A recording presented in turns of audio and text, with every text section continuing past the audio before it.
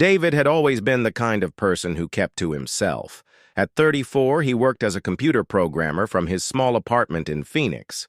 His days were pretty much the same. Wake up, work on his laptop, eat something quick, and try to sleep. But sleep didn't come easy these days. 3 months ago, his wife had left him. She said he had become too distant, too wrapped up in his own world. Maybe she was right. David couldn't remember the last time he had felt truly happy about anything. Even his favorite pizza tasted like cardboard now. The divorce papers were still sitting on his kitchen table, unsigned. Not because he wanted to fight it, but because he just couldn't bring himself to care about much of anything anymore.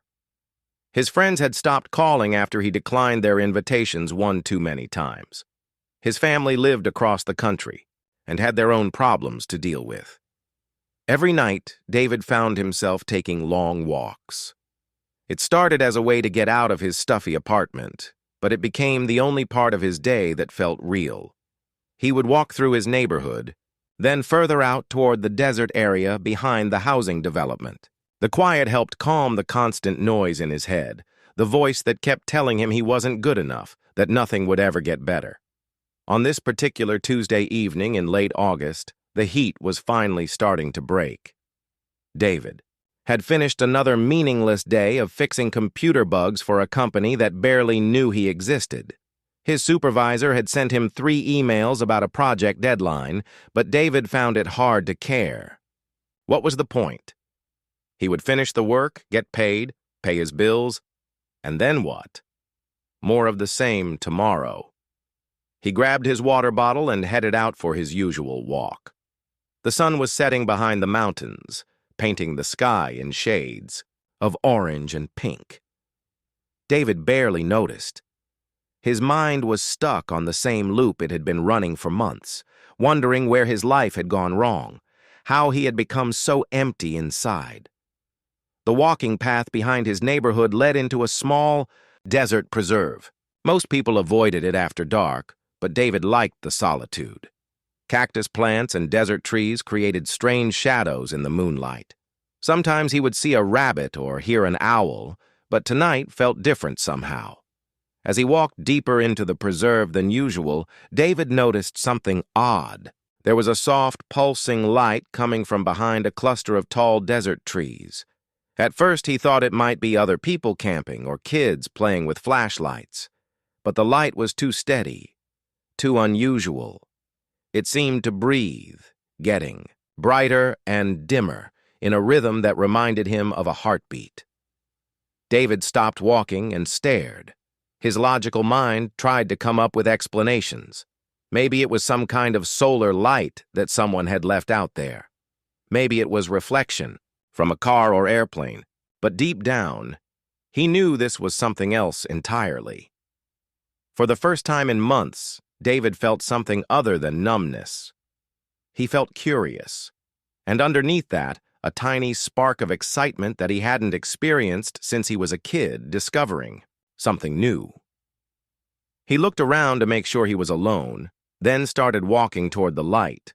With each step, his heart beat a little faster. The light seemed to respond to his approach, pulsing more gently, almost as if it was welcoming him. When David got within about 20 feet of the light source, it suddenly dimmed to almost nothing. In the soft glow that remained, he saw something that made him question his own sanity. There was a person standing there, but not quite a person. The figure was tall and graceful, with long limbs and smooth movements that seemed to flow like water. The most striking thing was how the figure seemed to glow very faintly, as if there was soft light coming from within. David froze. Every muscle in his body told him to run, but he couldn't move. The figure turned toward him, and he saw a face that was beautiful in a way that didn't quite make sense. The features were similar to human features, but refined, perfected somehow. The eyes were larger than normal human eyes, and seemed to hold depth that went on forever. When the figure spoke, David felt the words not just in his ears, but somehow inside his thoughts as well. The voice was neither male nor female, but something in between, musical and clear. Human, the figure said, and David's knees nearly gave out. I have been watching you walk this path for many nights. You carry great pain inside you. I can sense it from very far away. David tried to speak but could only make a small choking sound. This had to be a dream. Or maybe he had finally lost his mind completely. People don't just meet glowing beings in the desert. Things like this didn't happen to ordinary people like him. But the figure seemed to understand his confusion. You are not dreaming, it said gently. And you are not losing your mind. Though I understand why you might think so. My presence here is unusual for your kind. David finally found his voice, though it came out as barely a whisper. What are you? The figure tilted its head slightly as if considering the question.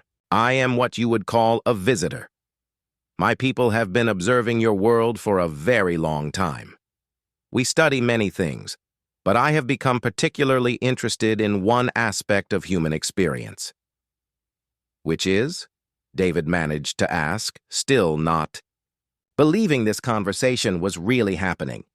The experience you call happiness, the figure replied. It is something my kind has great difficulty understanding. We are very advanced in many ways, but we have lost the ability to feel the kind of joy and contentment that humans are capable of experiencing. David almost laughed, but it came out more like a bitter cough. Well, you picked the wrong human to study. I haven't been happy in a very long time. The figure moved closer, and David could see compassion in those strange, deep eyes. That is precisely why I chose to approach you, it said. You are experiencing the absence of happiness so completely that you would be an ideal subject for my research. Research? David asked, starting to feel a bit more alert despite the impossibility of the situation. I want to understand how happiness works in humans, the figure explained. How it can be lost, and more importantly, how it can be restored. My people have knowledge about consciousness and emotion that your science has not yet discovered. I believe I can help you remember what it feels like to be truly content with life. David stared at this being, trying to process what he was hearing. Part of him wanted to turn and run back to his apartment, lock the door, and pretend this never happened. But another part of him, a part that had been buried under months of sadness and emptiness, was intrigued. Why would you want to help me? He asked.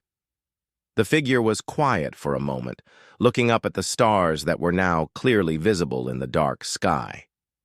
Because, it finally said, I have learned that the best way to understand something is to help create it.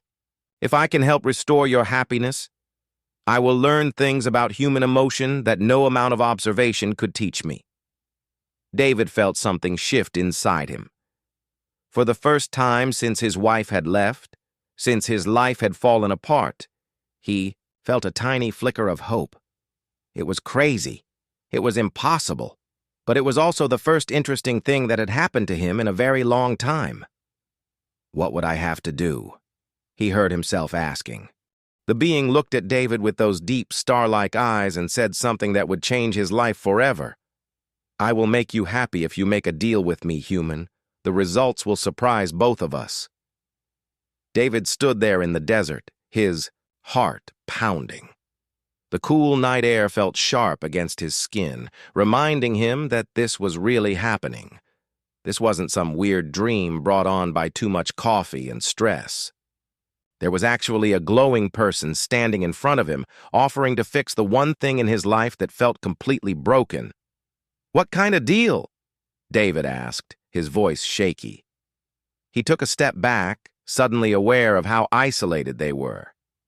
No one knew where he was. No one would even miss him until he didn't show up for work tomorrow.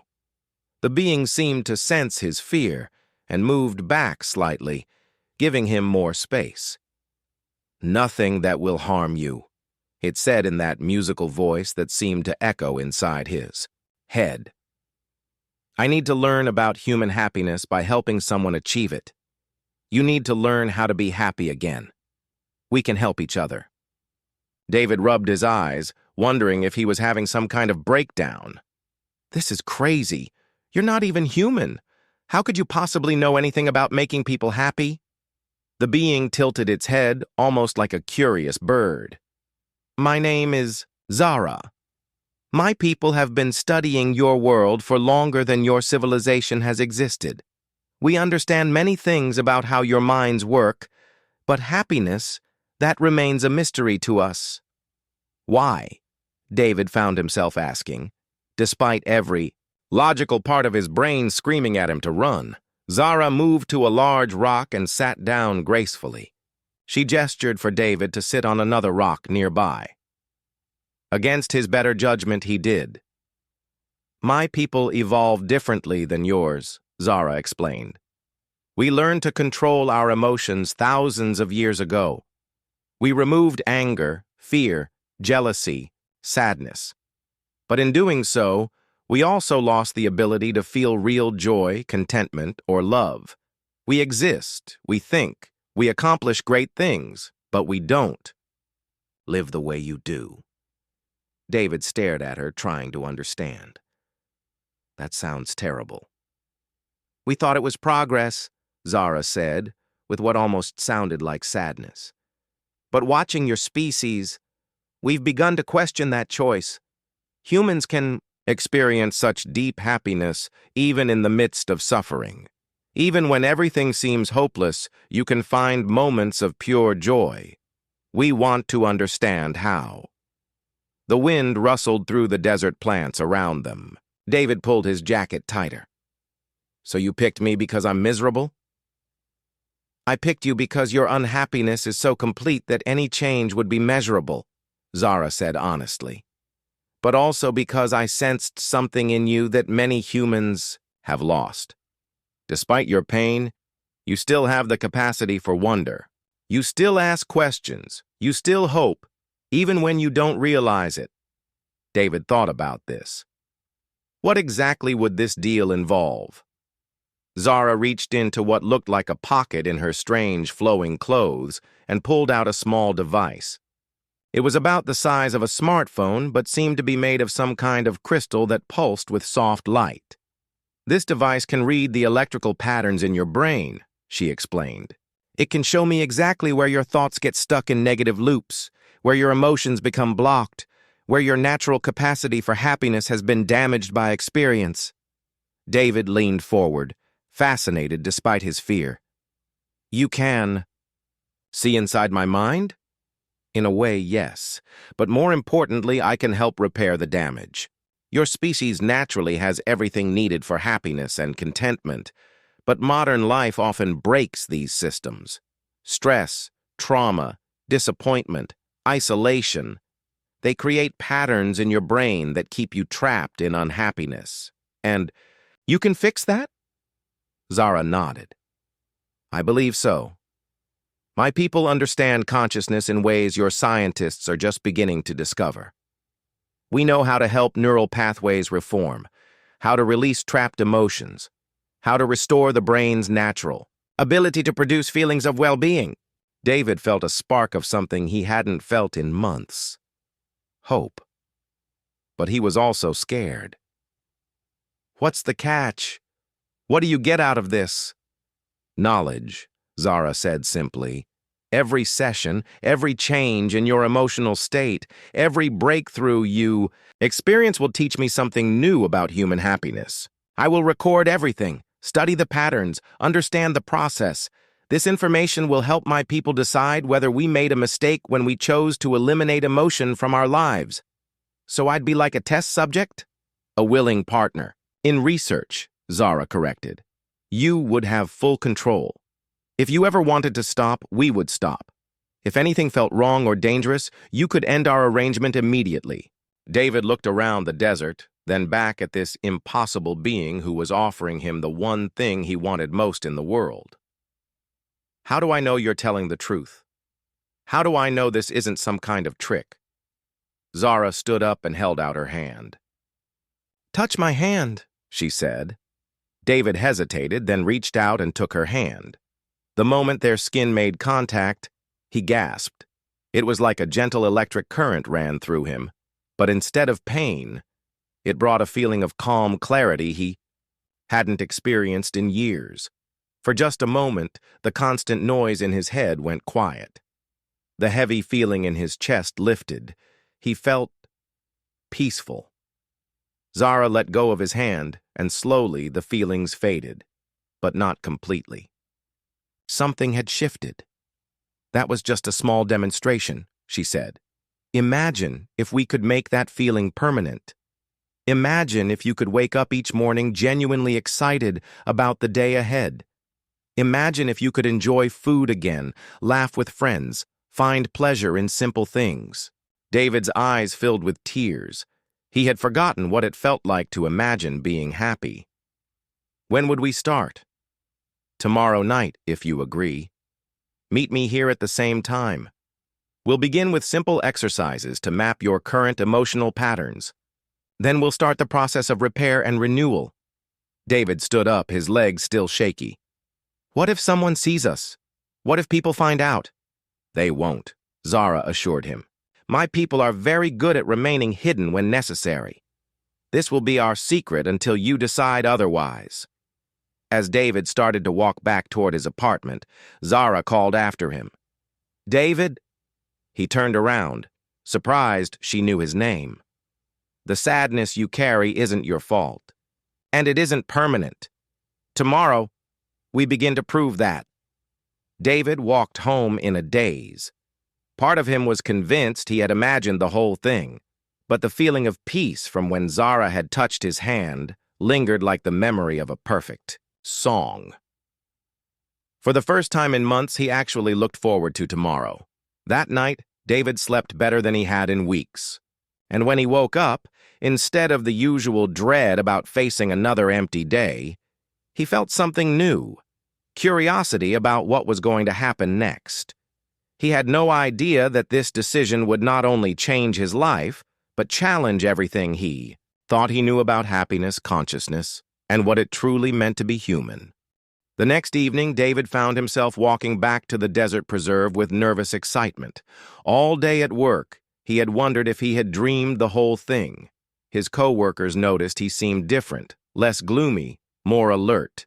His boss even complimented him on finishing a project early.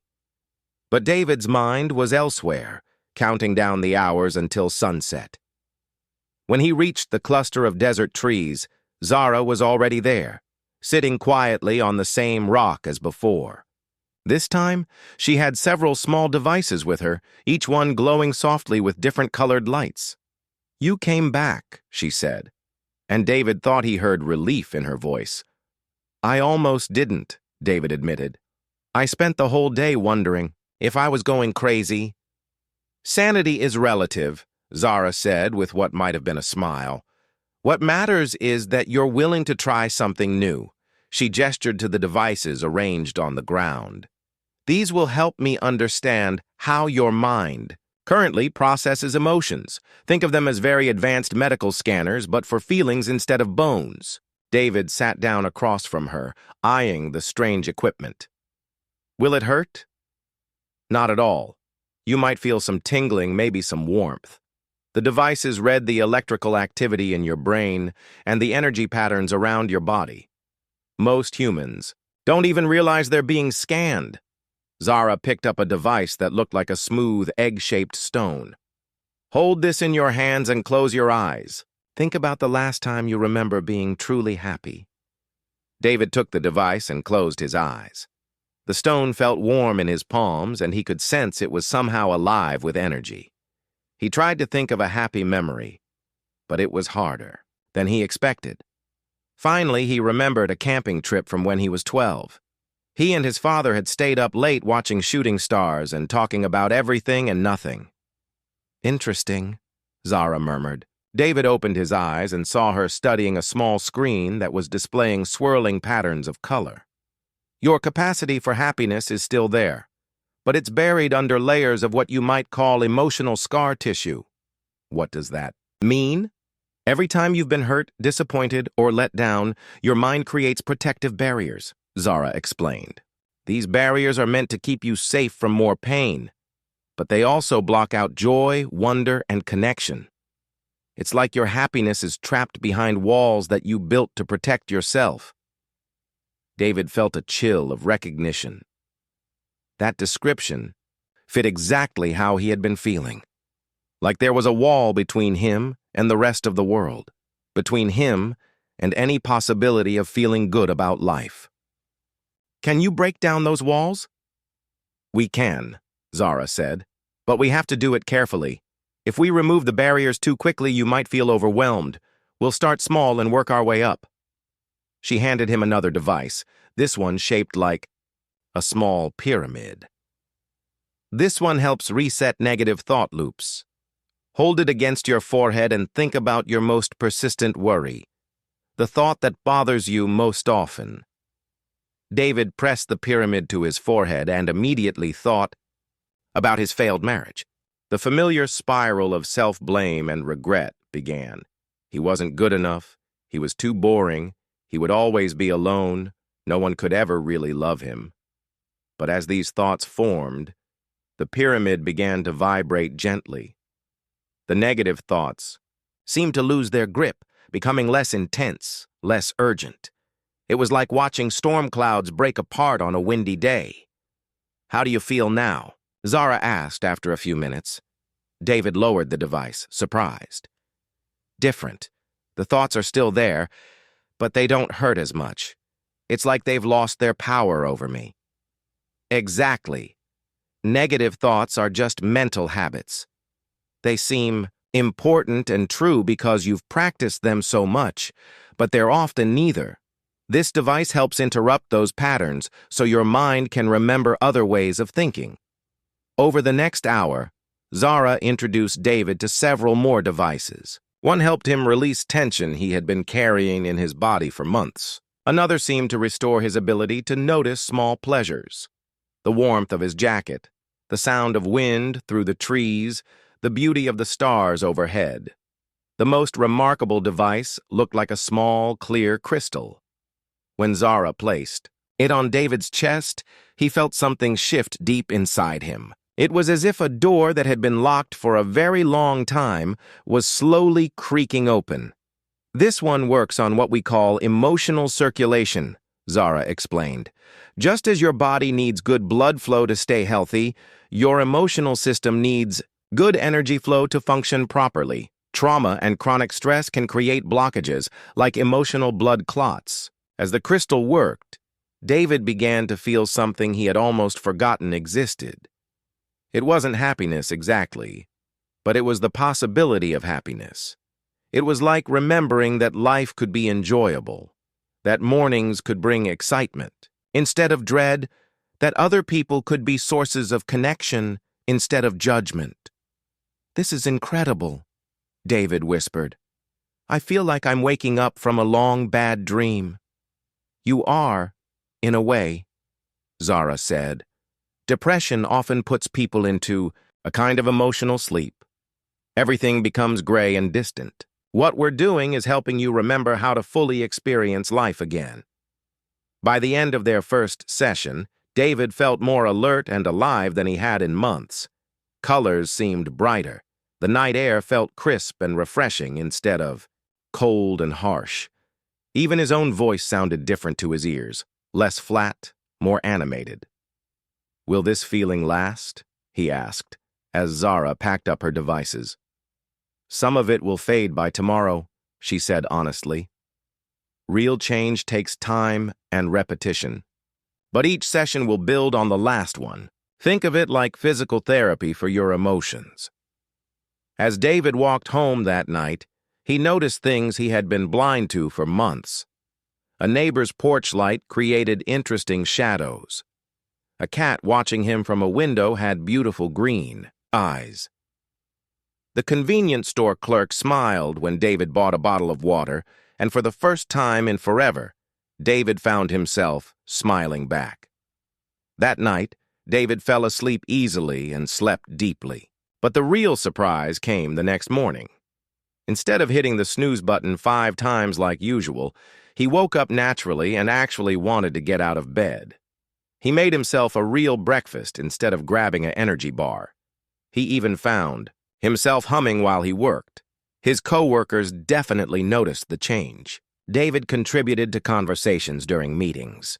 He offered to help a colleague with a difficult project. He even made a joke that got people laughing. But the biggest change was internal. The constant voice in his head that usually criticized. Everything he did had quieted to a whisper. The heavy feeling in his chest was lighter. For the first time in months, David felt like himself again, or maybe like a better version of himself that he had never known existed. That evening, he practically ran to meet Zara for their second session. He had 1,000 questions about what was happening to him, and for the first time in a very long time, he was genuinely excited about what tomorrow might bring. 3 weeks into their sessions, David's life had changed so dramatically that he barely recognized himself. The transformation was working better than either he or Zara had expected, but it was also creating complications that neither of them had seen coming. David woke up each morning with genuine energy and curiosity about the day ahead. His work performance had improved so much that his boss called him into the office to discuss a promotion. The programming problems that used to frustrate him for hours now seemed like interesting puzzles to solve. His co-workers had started inviting him to lunch and after-work activities, but the most surprising change was how other people were responding to him. There was something different about the way David carried himself now, the way he spoke, even the way he looked at the world. He had developed a quiet confidence that drew people to him like a magnet. His ex-wife Lisa called him on a Tuesday evening, something that would have ruined his entire week just a month ago. But when he answered the phone, David felt calm and centered. "David, I know this is strange," Lisa said, her voice uncertain, "but I've been thinking about us a lot lately. My sister saw you at the grocery store last week, and she said you seemed different, happier, more like the person I fell in love with years ago." David listened quietly, feeling no anger or bitterness. Those emotions seemed to belong to someone else now.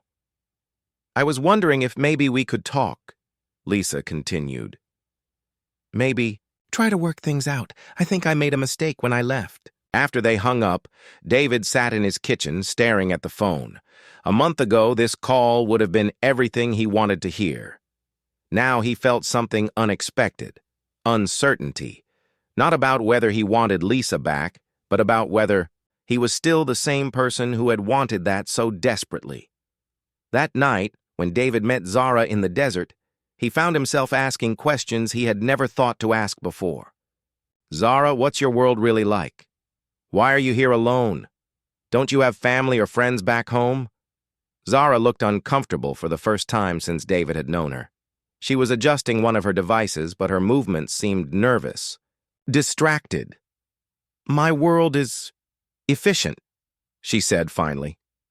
"We live very long lives. We accomplish great things. We have eliminated most problems that plague other species. But we don't have what you would call families or friendships in the way. Humans do." "That sounds lonely," David said, and he was surprised by the sadness in his own voice.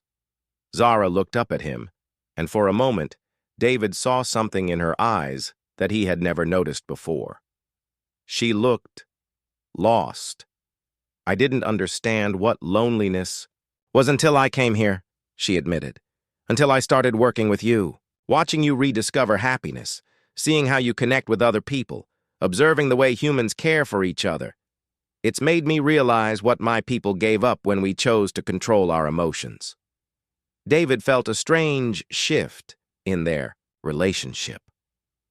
For weeks, Zara had been the teacher, and he had been the student.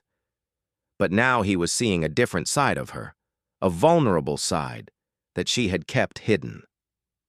"Do you ever want to go back?" he asked. Zara was quiet for a long time. "I'm supposed to return in 2 months to share my research findings. But honestly, David, I'm not sure I want to leave. My people eliminated emotions because they thought feelings made us weak and unpredictable. But working with you has shown me that emotions are what make life worth living. Over the following sessions, their conversations became deeper and more personal. Zara shared stories about her civilization, how they had achieved incredible technological advances but had lost the ability to create art, to laugh, to experience wonder. David told her about his childhood, his dreams, his fears, and his growing understanding of what happiness really meant. The strangest part was that David found himself genuinely caring about Zara's well-being. Here was this advanced being from another world, and yet she seemed to need emotional guidance as much as he had needed her help with happiness. "Can I ask you something?" David said one evening as they sat under the stars. "When you first approached me, you said you needed to study human happiness, but it seems like you're learning to feel it yourself. Is that what you really wanted all along?" Zara considered this question seriously. "I think perhaps I was drawn to study happiness because some part of me missed it, even though I didn't understand what I was missing. My people believe that removing emotions made us superior, but watching you transform has made me question everything I was taught." Their relationship was evolving into something neither of them had expected. It wasn't romance exactly, but it was a deep connection that crossed the boundaries between species, between worlds. David found himself looking forward to their meetings not just for the healing sessions, but for the conversations, for the chance to help Zara understand human emotions the way she had helped him reclaim his capacity for happiness. But this growing closeness was creating problems for both of them. David's ex-wife was calling more frequently, wanting to meet and discuss reconciliation. His friends and family were amazed by his transformation and kept asking what had changed in his life. How could he explain that he was being treated by an alien being who had become one of the most important people in his world? Meanwhile, Zara was struggling with her own dilemma. She had begun receiving messages from her people, asking for updates on her research. They expected her to return, with data and recommendations about human emotional systems. But how could she explain that her research had led her to question the very foundations of their civilization? One evening, Zara seemed particularly troubled. She had been quieter than usual during their session, and her devices didn't seem to be working as effectively. "David," she said finally, "I need to tell you something. My research supervisor contacted me today. They want me to conclude my studies and return home within the next few weeks." David felt his heart sink. Over the past month, Zara had become more than just someone who was helping him heal. She had become a friend, a confidant, someone who understood parts of him that no human ever had. "What will you tell them?" he asked. "I don't know," Zara admitted. "The truth is, my research has been successful beyond anything they expected, but not in the way they intended. I was supposed to learn how to replicate human happiness artificially, how to give my people the benefits of positive emotions without the risks. Instead, I've learned that real happiness can't be separated from the full spectrum of human experience, including pain, uncertainty, and vulnerability." David realized that their time together was coming to an end, and it forced him to confront some difficult questions. Had his transformation been real, or was it just the result of alien technology? Would he be able to maintain his newfound happiness without Zara's help? And perhaps most importantly, what did he owe to someone who had given him back his life? As they packed up the devices that night, both David and Zara knew that everything was about to change. The next phase of their unusual relationship would test everything they had learned about happiness, friendship, and what it truly meant to care about someone from a completely different world. The final week of David and Zara's sessions brought revelations that surprised them both and changed everything they thought they knew about happiness, connection, and what it meant to truly live. David had spent several sleepless nights thinking about Zara's impending departure. The irony wasn't lost on him. Just as he had learned to be happy again, he was about to lose the person who had made it possible. But something deeper was bothering him, something he couldn't quite put into words until their last scheduled meeting. "Zara," David said, as they sat in their usual spot among the desert trees, "I need to ask you something important. When you first found me, you said you chose me because I was completely unhappy, but I don't think that was the real reason." Zara looked at him with those deep, star-like eyes. "What do you mean?" "I think you chose me because you recognized something in me that you were feeling yourself," David said gently. "You were just as lost as I was, weren't you? Just in a different way." For a moment, Zara didn't respond. Then, to David's amazement, he saw something he had never seen before, tears forming in her eyes. "You're right," she whispered. "I told myself I was conducting research, that I was helping you for scientific purposes. But the truth is, I was desperately lonely. My people, we exist, but we don't live. We accomplish things, but we don't experience joy in our accomplishments. We interact, but we don't connect. So helping me was really helping yourself?" "Yes and no," Zara said, wiping away her tears. "Helping you taught me what I had been missing my entire life. But it also made me realize that happiness isn't something you can just give to someone or take away. It's something that grows from connection, from caring about others, from being willing to be vulnerable." David felt a profound shift in his understanding. "So the devices, the technology, that wasn't what really healed me, was it?" Zara smiled, and it was the most beautiful expression David had ever seen on her face. "The devices helped break down the barriers and reset the negative patterns. But what really healed you was the connection we formed. You got better because someone cared about your well-being, because you had a reason to show up every night, because you started to see yourself through someone else's eyes, someone who believed you were worth helping. And you got better because you had someone to care about," David realized. "Exactly. My people eliminated emotions because they thought caring about others made us weak and unpredictable. But I've learned that caring about others is what makes life meaningful. Without that connection, we're just very advanced machines." They sat in comfortable silence for a while, watching the stars appear in the darkening sky. Finally, David spoke. "What? Are you going to tell your people when you go back?" "That's what I wanted to talk to you about," Zara said. "I've made a decision that will probably shock both of our species. I'm not going back, at least not permanently." David stared at her. "What do you mean?" "I've requested permission to establish a long-term research station here on Earth. I told my supervisors that human emotions are too complex to understand with a short-term study. I need years of observation and interaction to complete my research." "But that's not the real reason, is it?" Zara shook her head. "The real reason is that I've found something here that my people lost long ago. I've found a sense of purpose that comes from helping others, from forming genuine connections, from experiencing the full range of what you call emotions, even the difficult ones." David felt a mixture of joy and concern. "But won't you be giving up everything from your old life?" "What old life?" Zara asked. "I existed for centuries without truly living.